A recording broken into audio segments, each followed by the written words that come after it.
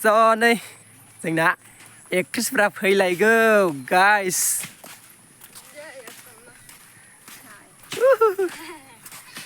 जावखायोना ओरैबायदि नै सुटिं लाग्रा एक्ट्रेसफ्रा ब्लग लानायखौबो गोगोम रागा जोंखायो आरो जारलासो जागोन बिसोरजोंबो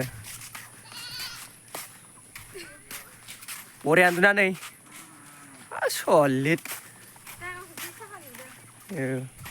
ओरैजाय ओमफ्राय नै बाथौ मन्दिरबो दं आरो गाइस दायो आं दंफैयो माने रुप'यि माने बे जायगा दंफैयो आरो ना ब्लग भिडिअ लानो बिराद मोजां जादों दिनै बोथोरा ओरैजाय जोंहा नै जोंहा दिनेश भाइ दं हाय होनहरदों नै जोंहा आदा दं आदा एरियानो दं स' जोंना नै आबादारिबो दङ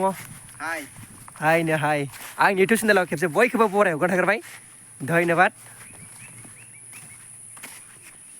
स' नोंथांमोना भिडिअखौ नायनानै मोजां मोनोबा लाइक कमेन्ट्स खालामदो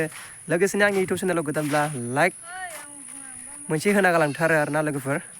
आरो गोदानब्ला चेनेलखौ साबस्क्राइब खालामना गालां लोगोफोर एसेनोसै बाय बाय टेक केयार